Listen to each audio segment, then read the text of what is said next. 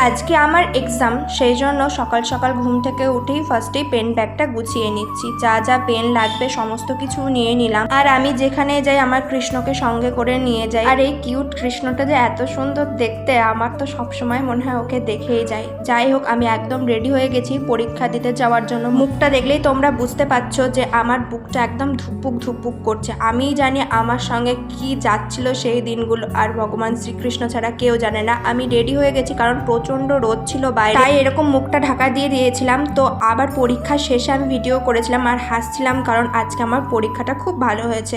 আজকে আমার second exam আর আমি ওআরএস নিয়ে নিচ্ছি। যা বাইরে রোদ গরম, ওআরএস ছাড়া চলাই যাবে না। আর এটা পরীক্ষার শেষে আমি ভিডিওটা করেছিলাম। আজকের পরীক্ষাটা আমি যতটা এক্সপেক্ট করেছিলাম ততটা ভালো হয়নি, একটু গড়বড় হয়ে গেছে। যাই, পরীক্ষার শেষে আমার যেহেতু প্রচন্ড খিদে পেয়ে যেত, সেই জন্য বাবা রোজ আমাকে মিষ্টি কিনে দিত। আর আজকে সূর্য অস্ত যাওয়া দেখতে দেখতে বাড়ি আসলাম।